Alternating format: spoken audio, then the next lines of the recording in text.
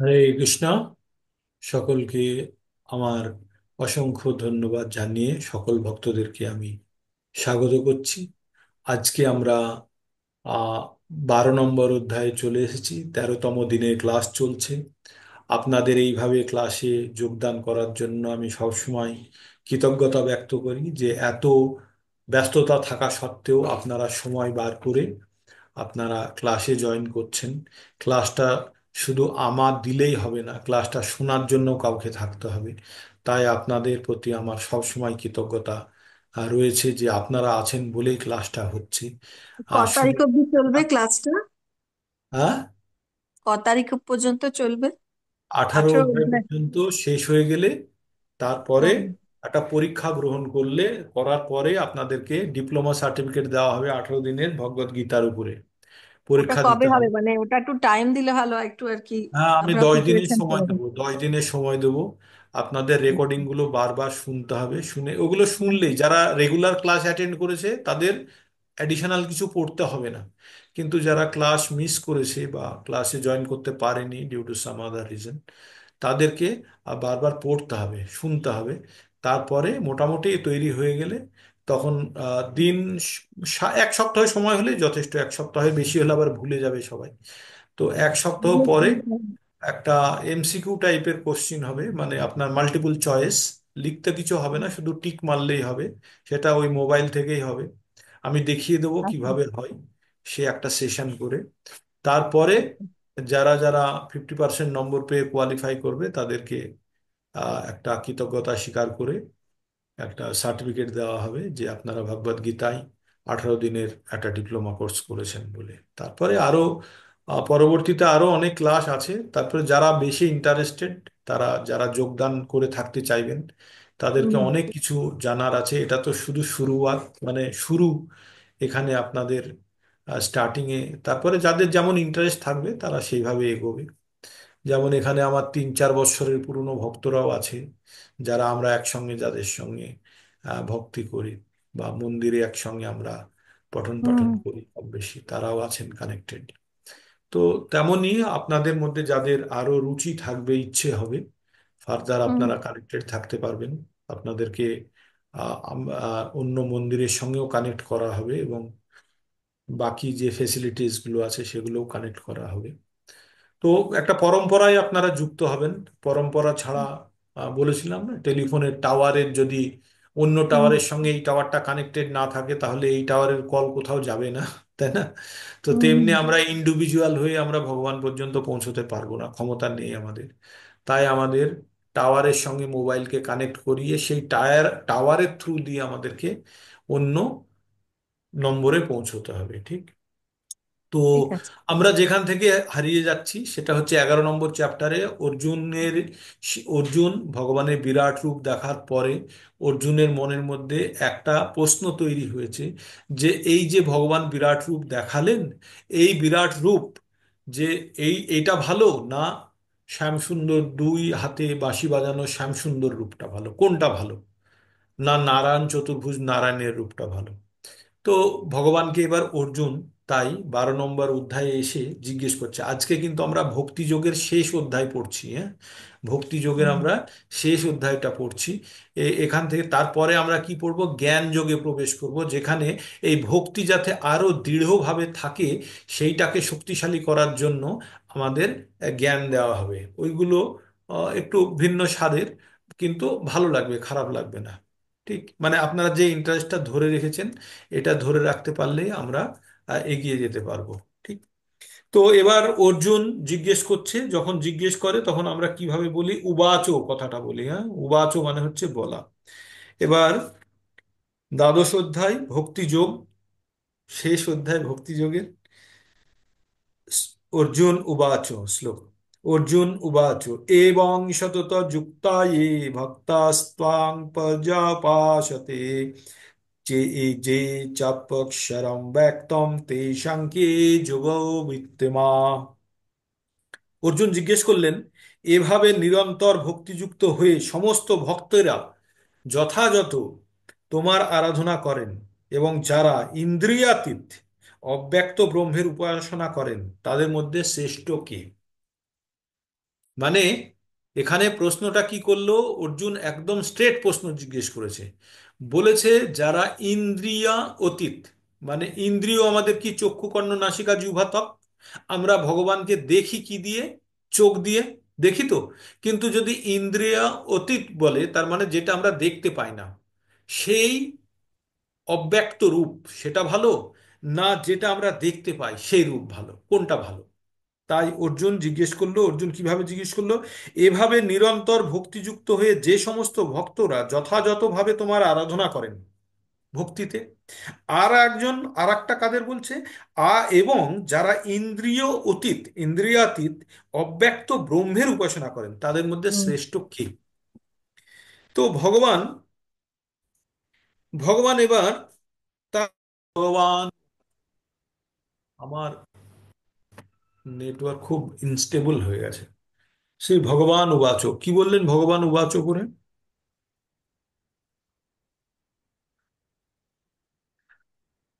বললেন ময়্যাবেশ্য মনো যে মাং নিত্য যুক্তা উপাসতে শ্রদ্ধায়া পরয়া পেতাস্তে মে যুক্ত তমো মতা।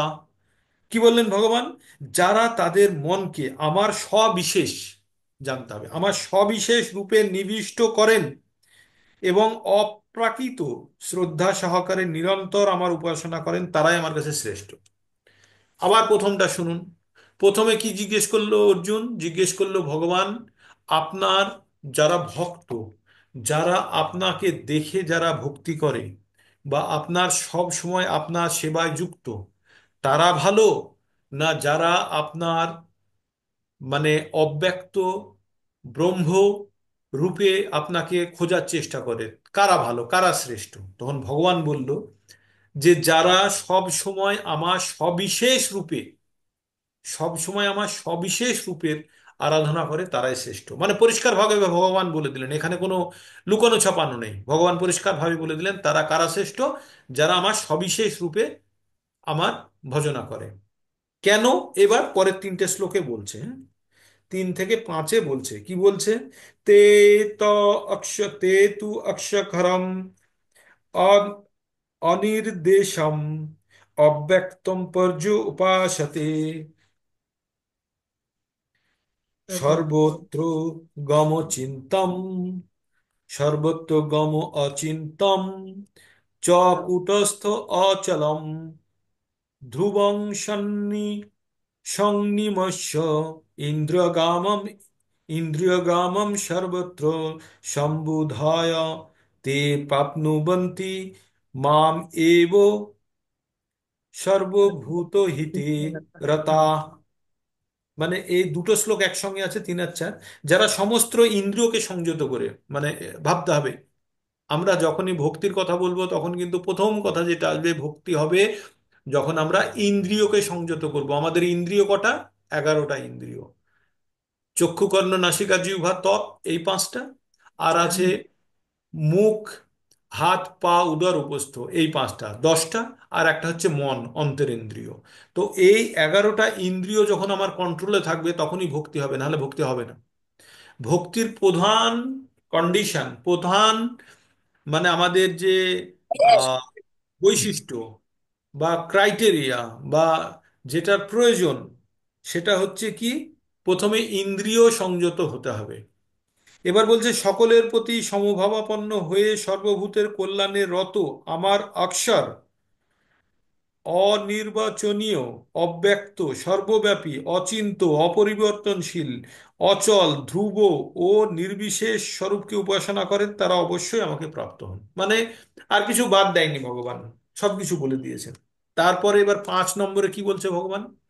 5 নম্বরে বলছেন যে ক্লেশোধিকতরস্তেষাম অব্যক্ত আসক্ত চেতাসাম অব্যক্ত হি গতির দুঃখং দেহ বুদ্ধির ব্যাপতে। কি বললেন ভগবান? যাদের মন ভগবানের অব্যক্ত নির্বিশেষ রূপের প্রতি আসক্ত, তাদের ক্লেশ অধিকতর হয়। মানে যারা ভাবে যে আমরা মেডিটেশন করে ভগবানের সঙ্গে কানেক্ট হয়ে যাব, মেডিটেশন করা, আর মেডিটেশন কি, একটা মোমবাতিকে দেখে বা একটা ওং লেখাকে দেখে আমরা ভাবি যে তাতে ভগবানের সঙ্গে কানেক্ট হয়ে যাব। একটা খুঁটি পুঁতে দিয়ে তাতে দুটো অ্যান্টেনার মতো তার লাগিয়ে বেঁধে দিয়ে আপনি যদি মোবাইল অন করেন তো ওই খুঁটি দিয়ে আপনার কল যাবে? যাবে না। ও হয়তো টাওয়ারের মতো আপনি মনে মনে তৈরি করে নিলেন একটা মোমবাতি জ্বালিয়ে, এটাই ভগবান। তেমনি আপনি টাওয়ারের পাশে আপনি একটা বাড়ির ছাদের পুরো একটা খুঁটি লাগিয়ে দিলেন লোহার, আর দুটো অ্যান্টেনার মতো দুটো খুঁটি বেঁধে দিলেন, দিয়ে যদি ভাবেন যে এবার আমি ফোন অন করলে তার সঙ্গে কানেক্ট হয়ে আমি বুঝি কল করতে পারবো, পারবেন না, হবে না। তো তেমনি এখানে বলছে পরিষ্কার, যাদের মন অব্যক্ত ভগবান নির্বিশেষ রূপের প্রতি, মানে যারা ভাবে ব্রহ্মজ্যোতি বা যারা ভাবে যে ভগবানের কোনো রূপ নেই, তারা শুধু মন গড়া একটা আইডিয়া নিয়ে চলছে। ঠিক আছে?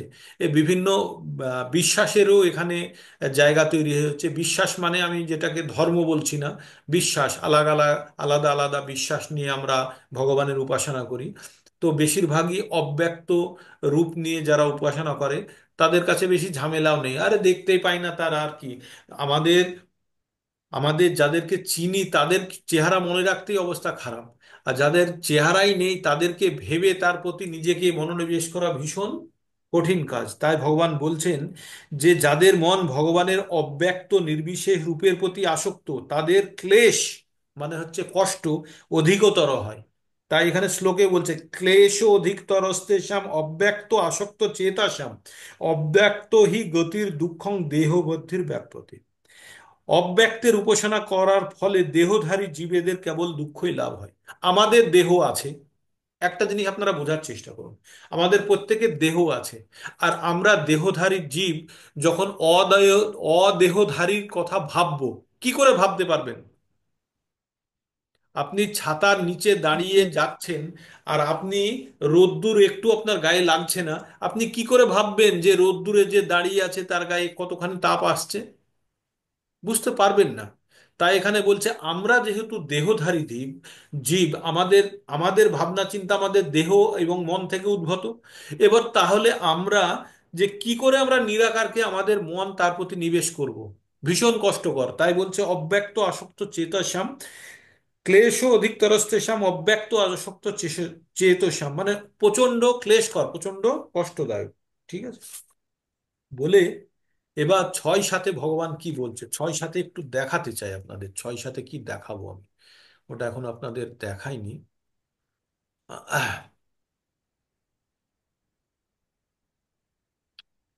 ওকে, ছয় সাথে কিছু দেখাতে চাই।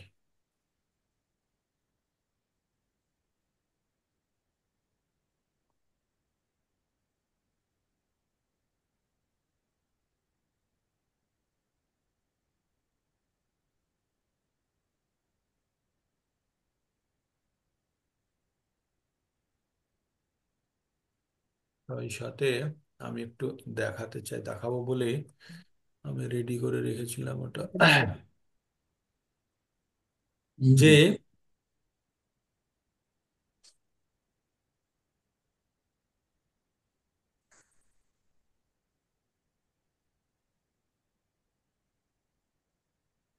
দেখতে পাচ্ছেন আপনারা স্ক্রিন?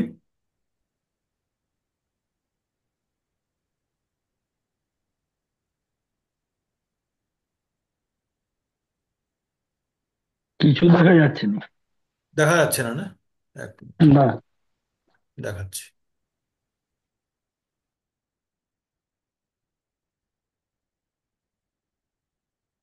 এবার দেখতে পাচ্ছেন তো? হ্যাঁ, এবার দেখা যাচ্ছে। তো দেখুন এটা, এখানে কি বলছে, যেহেতু সর্বাণি কর্মাণি ময়ি সন্ন্যাস্য মৎপরা অনন্যৈব যোগেন মাং ধ্যায়স্তোপাসতে তেষমহং সমুদ্ধর্তে মৃত্যু সংসার সাগরাত ভবামি না চিরাৎ পার্থ ময়্যাবেশিত চেতসাম। কি বলছে এখানে, যারা সমস্ত কর্ম আমাতে সমর্পণ করে মৎপরায়ণ হয়ে অনন্য যোগ ভক্তির দ্বারা আমার ধ্যানপূর্বক উপাসনা করেন, হে পার্থ, আমি আমাতে আবিষ্ট চিত্ত সেই সমস্ত ভক্তদের আমি মৃত্যুময় সংসার সাগর থেকে অচিরেই উদ্ধার করি। একটা ছবি দেখতে পাচ্ছেন? ছবিতে আমরা কি দেখছি? দেখছি ভগবান, ভগবান এই একটা ব্যক্তি জলে ডুবছে আর তাকে ভগবান রেস্কিউ করার চেষ্টা করছে, ভগবান তাকে তোলার চেষ্টা করছে। তো ভগবান বলছে এই আমাদের এই জগতের নাম কি? এই জগতের নাম হচ্ছে দুঃখালয়ম অশাশ্বতম। আমরা পড়েছি তো না?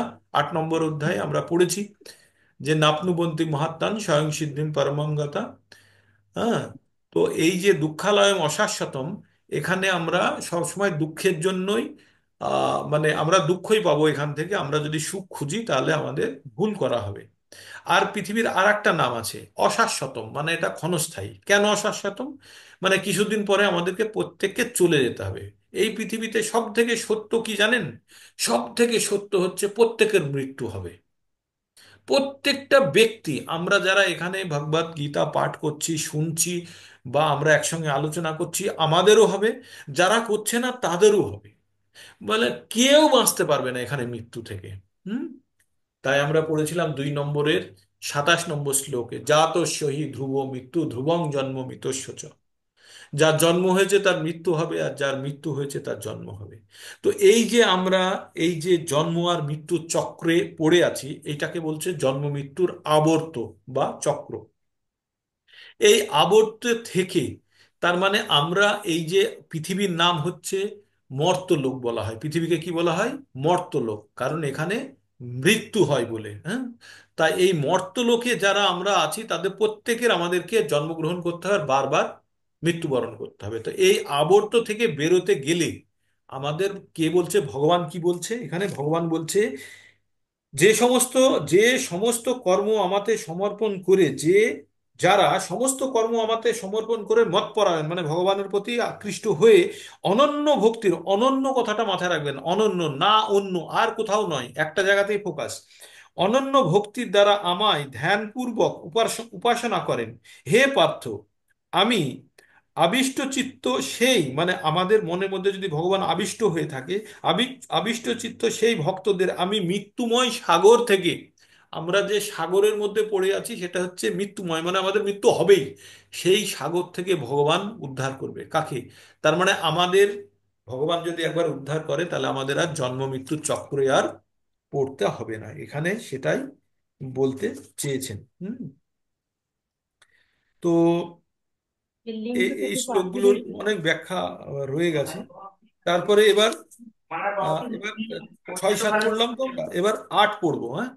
8-এ ভগবান কি বলছেন?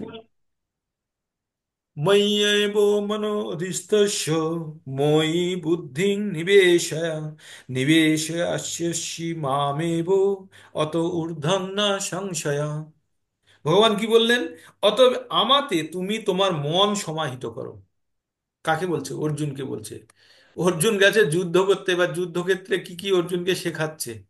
অর্জুনকে বলছে ময়্যবেও মনো অধস্য অধস্তস্য ময়ি বুদ্ধি নিবেশয় নিবাসী নিবেশয়স্যসি মামেব অত ঊর্ধ্বং না সংশয়। কি বলছে? অতএব তুমি আমাতে তোমার মন সমাহিত করো, নিবেশ করো, আমাতেই তোমার বুদ্ধি অর্পণ করো। তার ফলে তুমি সর্বদাই আমার নিকটে বাস করবে। নিবাসায়স্যসি, মানে নিবাস করবে অশ্বস্যি মইয়েব অত ঊর্ধ্বং না, এতে কোনো সংশয় নেই। মানে তুমি আমাতে মন প্রাণ দিয়ে যদি তুমি আমাতে নিবিষ্ট থাকো, আমার যদি উপাসনা করো, তাহলে তুমি যে আমার কাছে আসবে, আমার কাছে থাকবে, তাতে কোনো সংশয় নেই। এই 8 পর্যন্ত বলে দিল। বলার পরে ভগবান কি বলছেন? অথ চিত্তং সমাধাতুং চ শক্লোষি মই স্থিরম অভ্যাস যোগেন তত মামিচ্ছ প্লুত ধনঞ্জয় প্লুতং ধনঞ্জয়। হে ধনঞ্জয়, তুমি স্থিরভাবে আমাতে চিত্ত সমাহিত করতে সক্ষম না হলে ভক্তিযোগের অভ্যাসের দ্বারা তা প্রাপ্ত হতে ইচ্ছা করো। ভগবান কি বললো? প্রথমে সব থেকে টপ জিনিসটা বলে দিলেন যে তোমার মন প্রাণ দিয়ে আমাতে স্থির করে তুমি আমাতে নিবিষ্ট থাকো, তুমি আমার কাছেই থাকবে। যদি তুমি সেটা না পারো অর্জুন, তাহলে কি করবে? তুমি ভক্তিযোগের অভ্যাসের দ্বারা, তুমি ভক্তিযোগের অভ্যাসের দ্বারা আমাকে পাওয়ার জন্য তুমি চেষ্টা করো। ঠিক আছে। এবার ভক্তিযোগের জন্য কিন্তু আমাদের কি আছে? ওই 9টা স্টেপ আছে, আপনাদের মাথায় রাখতে হবে। ভক্তিযোগের 9টা স্টেপ কি কি? শ্রদ্ধা, শ্রদ্ধা, হুম। সাধুসঙ্গ, ভজন ক্রিয়া, অনর্থ নিবৃত্তি, ভজন ক্রিয়া, তারপর অনর্থ নিবৃত্তি, নিত্যা রুচি, রুচি, নিষ্ঠা, আসক্তি, আসক্তি, ভাব আর প্রেম। ভাব আর প্রেম। একদম ঠিক বলেছেন। তো এই সাতটা স্টেপের আমাদের প্রথমে কি, প্রথম হচ্ছে শ্রদ্ধা। শ্রদ্ধা মানে হচ্ছে বিশ্বাস। আগে প্রথমে তো এটা ভাবতে হবে যে ভগবান বলে কেউ আছেন এবং তার প্রতি আমি দৃঢ় বিশ্বাস নিয়ে আমি যুক্ত হয়ে আছি, ঠিক? তো ভগবান এইভাবে বলে আহ, অর্জুন অর্জুনকে বলল, তুমি হে ধনঞ্জয়, তুমি যদি না পারো তাহলে তুমি কি করবে? তাহলে তুমি তুমি ভক্তি যোগের দ্বারা আমাকে পাওয়ার চেষ্টা করো, ঠিক? এবার 10-এ চলে যাচ্ছে, ভগবান আবার অপশন দিচ্ছে। অভ্যাস, অভ্যাসে অপশ্য সম, অভ্যাস অশ্য, অভ্যাসেস্য সমর্থ, সমর্থসি মৎকর্মা পরমো ভব, মদ, মদর্থ মপি কর্মাণি কুর্বন সিদ্ধিম শশী। এমনকি তুমি অভ্যাস করতেও যদি অসমর্থ হয়, মানে প্রথমে কি বললো, তুমি আমাতে মন নিবেশ করো, আমাতে তুমি সবকিছু সমাহিত করে তুমি একাত্ম চিত্তে আমার হয়ে থাকো, তুমি আমার কাছে বাস করবে। তারপরে বললো সেটা যদি না করতে পারো তাহলে তুমি ভক্তি যোগের দ্বারা আমাকে পাওয়ার চেষ্টা করো। এবার 10 নম্বরে কি বলছে, ভগবান বলছে তুমি যদি অভ্যাস করতে, মানে ভক্তি যোগের অভ্যাস করতে যদি সমর্থ না হও, তাহলে তুমি কি করবে? তাহলে তুমি আমার প্রতি কর্মপরায়ণ হও, মানে আমার জন্য কাজ করো কিছু, ঠিক আছে? তুমি আমার জন্য কিছু কর্ম করেও তুমি সিদ্ধি লাভ করতে পারবে, মানে এক এক স্টেপ করে নামছে।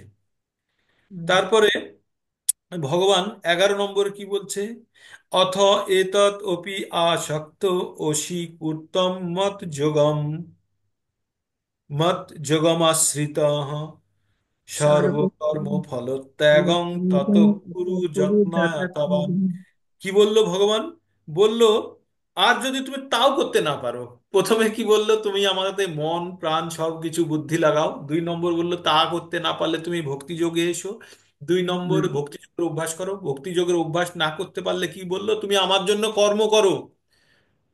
এবার ভগবান বলছে তুমি যদি সেটাও না করতে পারো তাহলে কি করবে? তাহলে তুমি নিষ্কাম কর্মযোগের দিকে চলে যাও, কর্ম অর্পণ করে সংযত চিত্তে ফলত্যাগ করো, কর্মফল ত্যাগ করো। তুমি কর্ম তো করবেই, কিন্তু তুমি কর্মটা আমার উদ্দেশ্যে উৎসর্গ করো, মানে নিষ্কাম কর্মযোগের কথা বললেন। তাহলে 4টে অপশন দিয়ে দিল ভগবান, মাথায় রয়েছে। প্রথমে মন বুদ্ধি ভগবানে অর্পণ করে সবকিছু তোমাকে দিয়ে দিয়েছি, সব সময় ভগবানের চিন্তায় মগ্ন থাকা, নম্বর 1, সব থেকে টপ। 2 নম্বর ভক্তি যোগের মাধ্যমে ভগবান, ভক্তি যোগের অভ্যাস। অভ্যাস মানে হচ্ছে অনুশীলন। ভক্তি যোগের অনুশীলন কি? নিয়মিত ভগবানের বাণী শোনা, ভগবানের বাণী প্রচার করা, 4টে নিয়ম পালন করা, জপ করা, এগুলো হচ্ছে ভক্তির অনুশীলন। অর্জুন বলল, যদি অর্জুনকে বললো তুমি যদি তাও না করতে পারো তাহলে তুমি আমার জন্য কর্ম করো। যারা আমরা ভক্তি এখানে করতে পারি না, গৃহস্থ, তাদের বলছে তুমি ইনকাম করছো, করে তুমি ভগবানের জন্য কাজ করো, মন্দির বানাও, তুমি ভগবানের জন্য লোককে তুমি উৎসাহিত করো, তাদের কাছে তুমি পৌঁছো, তাদেরকে মন্দিরে পৌঁছো, এই ধরনের কাজও করো। যদি তুমি তাও না করতে পারো তাহলে নিষ্কাম কর্মযোগ করো, তুমি কাজ করো বটে, কাজের ফলত্যাগ করো। তো এই 4টে অপশন ভগবান অর্জুনকে 11 পর্যন্ত দিয়ে দিল। তার মানে একটা চ্যাপ্টার, মানে আমাদের একটা অংশ শেষ হয়ে গেল। এবার 12 নম্বর অধ্যায়ের শেষের অংশটুক। এবার ভগবান বলছে কারা আমার প্রিয়, ভগবান বলছে কোন ভক্তরা আমার প্রিয়, যে কাকে ভগবান সব থেকে বেশি ভালোবাসে, তার ব্যাখ্যা করবে এই 12 নম্বর থেকে 20 নম্বর শ্লোক পর্যন্ত। ঠিক আছে, 20টাই মাত্র শ্লোক আছে এই ভক্তি যোগের এই অধ্যায়ে। তো আমরা 11 পর্যন্ত পড়ে ফেলেছি। আজ পড়ছি 12 নম্বর অধ্যায়, এবং 12 নম্বর আমরা এর থেকে শুরু করব। আহ, 12 নম্বরটা ফাইনালি একটা জাজমেন্ট, যে আগের 11টার সম্বন্ধে একটা জাজমেন্ট দেবে, দিয়ে 13 থেকে 20 পর্যন্ত আমরা পড়বো যে কারা ভগবানের প্রিয়। ঠিক আছে, এবার 12তে বলছে যে অর্জুনকে কি কি করতে বলেছে সেটা একটা সামারি করে দিচ্ছে। 12 নম্বরে কি বলছে? বলছে শ্রেয় হি জ্ঞানম অভ্যাসাৎ, জ্ঞানাৎ ধ্যানম বিশেষতে, ধ্যানাৎ কর্ম ফলত্যাগাৎ, ত্যাগাৎ, ত্যাগাৎ শান্তিম অনন্তরম। কি বললো? বললো তুমি এই অভ্যাস করতে সক্ষম না হও তাহলে জ্ঞানের অনুশীলন করো। জ্ঞান থেকে অবশ্য ধ্যান শ্রেষ্ঠ, আর ধ্যান থেকে কর্মফল ত্যাগ শ্রেষ্ঠ, কেননা এই প্রকার কর্মফল ত্যাগে শান্তি লাভ হয়। হুম। তো এটা 12 নম্বরে বলে, এইবার 13 নম্বর থেকে 20 নম্বর পর্যন্ত ভগবান তার ভক্তদের কোয়ালিটি কি হওয়া উচিত সেটা বলতে থাকছে। এবার শুনুন। अद्वेष्टा सर्वभूतानां मैत्रो च निर्ममो निरहंकार समो दुःख सुखोक्षमी सन्तुष्टो सततं योगी यथात्मा दृढ़ निश्चय मयि अर्पितो मनोबुद्धिर्यो भक्ता स मे प्रिय। প্রত্যেকটা শ্লোকের শেষে একটা করে লাইন আপনারা দেখতে পাবেন, স মে প্রিয়। এই কথাটা আপনারা 20 পর্যন্ত চলতে থাকবে এখন। তো ভগবান কি করলেন? যিনি সমস্ত জীবের প্রতি দেশ শূন্য, দেশ মানে হচ্ছে হিংসা করে না বা কোনো রকমের তার প্রতি মানে বিদ্বেষ ভাব নেই, তাকে বলে দেশ শূন্য, বন্ধু ভাবাপন্ন, কৃপালু, মমত্ব বুদ্ধি শূন্য। মমত্ব বুদ্ধি শূন্য কারণ দয়া, মমত্ব মানে মমত্ব বুদ্ধি যখনই থাকবে তখন কিন্তু একটা অ্যাটাচমেন্টের জায়গা থাকবে, তাই বলেছে মমত্ব বুদ্ধি শূন্য, নিরহংকার, সুখে ও দুঃখে সমভাবাপন্ন। সুখে এবং দুঃখে সমভাবাপন্ন খুব কঠিন ব্যাপার না? আমরা একবার পড়েছিলাম কিন্তু 14 নম্বর শ্লোকে, মাত্রা স্পর্শস্তু কন্তেও শীতোষ্ণ সুখ দুঃখদা অগামী অপায়ামী অনিত্য তাং তিতিক্ষস্য ভারত। পড়েছিলাম না আমরা 2-এর 14 দুঃখের নম্বরে? ফল থাকবে না। হুম, 2-এর 14-তে। হুম। হুম, তো তাই বললো, এবার সর্বদা ভক্তিযুগে যুক্ত, সংযত স্বভাব, দৃঢ় সংকল্প যুক্ত এবং যার মন এবং বুদ্ধি সর্বদা আমাতে অর্পিত, তিনি আমার প্রিয় ভক্ত। তাহলে প্রিয় ভক্তের বৈশিষ্ট্যগুলো কি থাকলো? যে সে হবে সমস্ত জীবের প্রতি দেশ শূন্য, দেশ শূন্য, বন্ধুভাবাপন্ন, কৃপালু, মমত্ব বুদ্ধি শূন্য, নিরহংকার। নিরঅহংকার, সুখে ও দুঃখে সমভাবাপন্ন, হুম, ক্ষমাশীল, সর্বদা সন্তুষ্ট, সর্বদা ভক্তিযোগে যুক্ত, সংযত স্বভাব, দৃঢ় সংকল্প এবং যার মন এবং বুদ্ধি সর্বদা আমাতে অর্পিত, সেই আমার কাছে সব থেকে প্রিয় ভক্ত। হুম। এবার 15টা পড়বো, 15 নম্বর। নদী যত লোক। যস্মানোদ্দিজ্যতে লোকো লোকান্নোদ্দিজ্যতে চ যা হর্ষ অমহর্ষ ভয় উদ্বেগর মুক্ত যশ চ মে প্রিয়। এখানে সেই একই কথা, প্রিয় কে প্রিয় বলছে, যস্মান্নোদ্দিজ্যতে লোকো লোকান্নোদ্দিজ্যতে চ য হর্ষ অমহর্ষ ভয় উদ্বেগর মুক্ত। মানে হর্ষ মানে খুশি, অহর্ষ মানে হচ্ছে অখুশি, আর কি হচ্ছে ভয়, ভয় আমাদের আছে, উদ্বেগ মানে দুশ্চিন্তা হুম, থেকে মুক্ত, সে আমার প্রিয়। তার মানে যশমান্য, যে অন্যকে কষ্ট দেয় না এবং অন্যের থেকেও কষ্ট পেতে চায় না, এইরকম ব্যক্তি যে সব সময় হর্ষ মানে খুশি এবং অখুশিতে সমান, আর ভয় আর উদ্বেগ ওকে কোনো রকম ছুতে পারে না, সে সব সময় আমার প্রিয়। কি বলছে? যারা যারা যার থেকে কেউ উদ্বেগ প্রাপ্ত হয় না, মানে যে কাউকে কষ্ট দেয় না, কারোর দ্বারা উদ্বেগ প্রাপ্ত হন না এবং অন্যের দ্বারাও কষ্ট পান না, এবং যিনি হর্ষ ক্রোধ ভয় উদ্বেগ থেকে মুক্ত, তিনি আমার প্রিয় ভক্ত। তারপরে 16 নম্বরে বলছে, অনাপেক্ষ সুতির দক্ষ সুচির দক্ষ উদাসীন গতব্যথ সর্বরম্ভ পরিত্যাগী যো মদ্ভক্ত সমে প্রিয়। কি বললো? যিনি নিরপেক্ষ, শুচি মানে পবিত্র, দক্ষ মানে এক্সপার্ট, উদাসীন মানে কোনো অ্যাটাচ উইদাউট অ্যাটাচমেন্ট, উদ্বেগ শূন্য মানে কোনো অ্যাংজাইটি নেই, এবং সমস্ত কাজের ফল ত্যাগী, কোনো কাজের প্রতি তার ফলের প্রতি তার কোনো আসক্তি নেই, তিনি আমার প্রিয়। মানে এই কোয়ালিটিগুলো উনি বলতে চাইছেন। তারপরে 17 নম্বরে বলছে কি, যো না হাস্যস্তি না দৃষ্টি না শোচতি না কাঙ্ক্ষতি শুভা শুভ শুভা অশুভ পরিত্যাগী ভক্তিমান য সমে প্রিয়। কি বললো? যিনি প্রিয় বস্তুর প্রাপ্তিতে হৃষ্ট হন না, মানে কোনো জিনিস কেউ পেয়ে গেছে তাতে অত্যন্ত খুশিও হয় না, না অপ্রিয় বস্তুর অপাপ্রীতিতে মানে অপ্রিয় বস্তুর প্রাপ্তিতে, যেটা চাই না সেটাই সে গায়ে পড়ে গেছে, মানে আমরা কষ্ট চাই না, কষ্ট তাতেও তার কোনো দেশ নেই, যিনি প্রিয় বস্তুর বিয়োগে শোক করে না। অর্জুনকে বলছে প্রিয় বস্তুর বিয়োগে শোক করে না, অপ্রাপ্য ইষ্ট বস্তুর আকাঙ্ক্ষা করে না, যা নেই সেটা পাওয়ারও যেন আমি আকাঙ্ক্ষা করে না, শুভ এবং অশুভ সমস্ত বিষয় পরিত্যাগ করেন, এবং যিনি ভক্তিযুক্ত সে আমার ভক্ত। হুম। তার মানে ভক্ত হতে গেলে কি কি কোয়ালিটি আমাদের মধ্যে তৈরি করতে হবে সেইগুলো এখানে বলছে। তারপরে নিষ্ঠা মানে কি 18 এবং বুঝি? 19 নম্বরে বলছেন, সমৌ শত্রু চ মিত্রে চ তথা মানপমানয়, শীতোষ্ণ সুখ দুঃখ সম সঙ্গ বর্জিত, তুল্য নিন্দা শ্রুতির মৌনি, সন্তুষ্ট যেন কেনচিৎ, অনিকেত স্থিরমতির ভক্তি মান্যে প্রিয় নর। কি বললেন? বললো যিনি শত্রু এবং মিত্রের প্রতি সমবুদ্ধি সম্পন্ন, মানে শত্রু এবং মিত্রের প্রতি সমবুদ্ধি সম্পন্ন, যিনি সম্মানে অপমানে, শীতে গরমে, সুখে দুঃখে, নিন্দা স্তুতিতে সমভাবাপন্ন। নিন্দা এবং স্তুতিতে মানে তার সম্বন্ধে খারাপ বললেও কিছু যায় আসে না, তার প্রশংসা করলেও কিছু যায় আসে না। আর তারপরে একটা কথা বলেছে, গৃহা আসক্তি শূন্য, মানে বাড়ির প্রতি, বাড়ি মানে এখানে গৃহ আসক্তি বলতে চেয়েছে, মানে হচ্ছে যে তার ফ্যামিলির প্রতি, আর বিশেষ বিশেষ রূপে পুরুষদেরকে বলছে তার স্ত্রীর প্রতি, আর স্ত্রীদেরকে বলছে তার হাজবেন্ডের প্রতি, যে আমাদের ইন্দ্রিয় তৃপ্তির জন্য যে আসক্তি, সেই আসক্তিটাকে এখানে উল্লেখ করেছে, তাই সেইভাবে আমাদের বুঝতে হবে।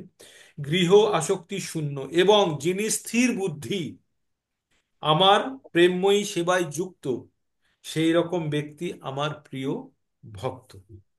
অত্যন্ত প্রিয়। তারপরে এবার 12 নম্বর অধ্যায়ের শেষ শ্লোকে এসে গেছে, এ তু ধর্মামৃদম, এ তু ইতম। ধর্ম অমৃতম মিদম, যথক্তং পর্যুপাসতে, শ্রদ্ধা ধানা মৎপরা, ভক্তাস্তে অতীব মে প্রিয়। ভগবান কি বললেন? যারা আমার দ্বারা কথিত এই ভক্তিযোগ রূপ ধর্ম অমৃতের উপাসনা করেন, সেই সকল শ্রদ্ধাবান মতপরায়ণ ভক্তগণ আমার অত্যন্ত প্রিয়। আপনারা যারা এখানে বসে এখন ভাগবত গীতা শুনছেন এবং কিছুটা জানার চেষ্টা করছেন, তারাও ভগবানের অত্যন্ত প্রিয়। এটা 18 নম্বর চ্যাপ্টারে গিয়ে ভগবান বলবে। যারা অধ্যয়ন করে, যারা নিজে পড়ে বা অন্যকে পড়ায়, তাদের আলাদা আলাদা ভগবান গ্রেডিং দিয়েছে, সেটা আমরা 18 নম্বর চ্যাপ্টারে গিয়ে পড়বো। তাই ভগবান কি বললেন, যে ভক্তিতে যারা অন্যের প্রতি দ্বেষ না রেখে সকলকে সমভাব সম্পন্ন হয়ে, সুখ দুঃখ গরম ঠান্ডা কোনো কিছুতে যাদের কোনো রকম আসক্তি বা বিরক্তি নেই, প্রাপ্য জিনিসে সন্তুষ্ট হয় না, অপ্রাপ্য জিনিসে কষ্টও পায় না, ভয় উদ্বেগ থেকে মুক্ত, সেই সমস্ত ব্যক্তিরা ভগবানের অত্যন্ত প্রিয়। তো এই বলে আমাদের ভক্তি যোগের অধ্যায় আমাদের শেষ হলো। ভক্তিযোগ আমরা শুরু করেছিলাম 7 নম্বরে, ময়্যাসক্ত মনাপার্থ যোগম যুঞ্জন মদাশ্রয়, অসংশয়ং সমগ্রং মাম যথা যাস্যসি তৎসুনু। এই শ্লোকটা দিয়ে 7 নম্বর অধ্যায়ের প্রথম শ্লোকটা দিয়ে শুরু হয়েছিল, আর 12 নম্বর অধ্যায়ের এই 20 নম্বর শ্লোক দিয়ে এখানে আমাদের ভক্তিযোগ শেষ হলো। 20 নম্বর শ্লোকে কি বললেন ভগবান? ये तु धर्मामृतमिदं যথাক্তং পর্যপাসতে, শ্রদ্ধাধানা মৎপরমা, ভক্তাস্তে অতীব মে প্রিয়। এই বলে ভক্তিযজ্ঞে ভগবান এখানে শেষ করলেন। কালকে আমরা আর একটা জিনিস দিয়ে শুরু করব। এবার আমরা কি কি পড়ে ফেললাম এতক্ষণ পর্যন্ত?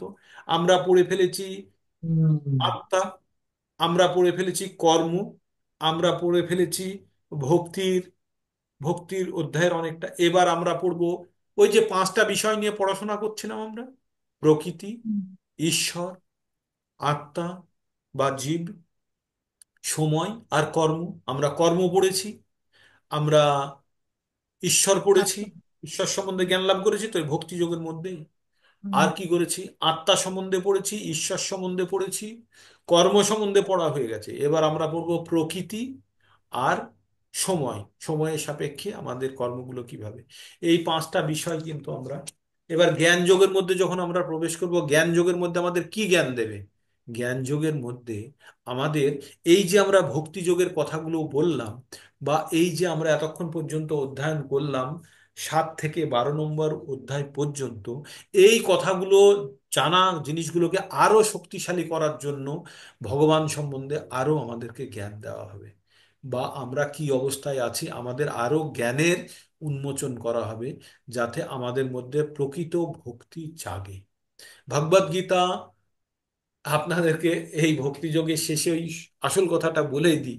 ভগবদ গীতার একমাত্র উদ্দেশ্য, একমাত্র উদ্দেশ্য এই মৃত্যু সংসার থেকে প্রত্যেককে উদ্ধার করা। ভগবদ গীতার একটি মাত্রই উদ্দেশ্য এই মৃত্যু সংসার, জন্ম মৃত্যুর আবর্তে যারা আটকে আছে তাদেরকে এই চক্র থেকে মুক্ত করানোর জন্য এই গ্রন্থ। এবার আপনার কাছে গ্রন্থ আছে, পড়বেন না, শুনবেন না, তুলে বেঁধে রেখে দেবেন বা দেখবেন না, তাহলে কেমন হবে? আপনার কাছে ডিটারজেন্ট আছে, ওয়াশিং মেশিন আছে, ওয়াশিং মেশিন তো চালালেন কিন্তু ডিটারজেন্ট ঢাললেন না, তাহলে কখনো আপনার জামা কাপড় পরিষ্কার হবে না। তো তেমনি আমাদের কাছে ভগবদ গীতা নিয়ে আমরা পঠন করে, আমাদের এই ভগবদ গীতা পঠনের মাধ্যমে আমাদের মনের মধ্যে ভক্তির যদি উদয় হয়, তবেই জানবো যে আমাদের এই পঠনের উদ্দেশ্য সাধিত হয়েছে। যদি না হয়, তাহলে জানবো যে আমরা মিথ্যাচারই করছি, মিথ্যা চেষ্টায় চলছে। হ্যাঁ, তো এই হচ্ছে যে ভক্তি যোগের অধ্যায় আমাদের শেষ হলো।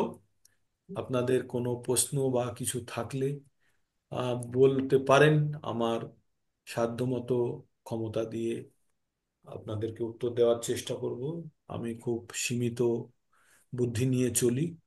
তো এবার আপনাদেরকে আমি আনমিউট অ্যাক্সেস দেওয়া আছে, পারহ্যাপস আনমিউট আনমিউট অ্যাক্সেস আছে, আপনারা আনমিউট করে চাইলে বলতে পারেন। আজকে সংখ্যা 14তেই আছে, মানে সংখ্যা কমতে কমতে হারাধনের ছেলের মতো কমেই যাচ্ছে, কমুক যেভাবে। বলুন এবার আপনাদের এই 12 নম্বর চ্যাপ্টার পর্যন্ত কিন্তু আপনারা কিন্তু বুঝেছেন, বুঝতেই হবে আপনাদেরকে। আর না বুঝতে পারলে রেকর্ডিং শুনবেন। ঠিক আছে, রেকর্ডিংটা বন্ধ করে দিই। আর এখন আমরা তাহলে একটা কোশ্চেন অ্যান্সার রেকর্ডিং আদৌ হচ্ছে কি? হ্যাঁ, হচ্ছে।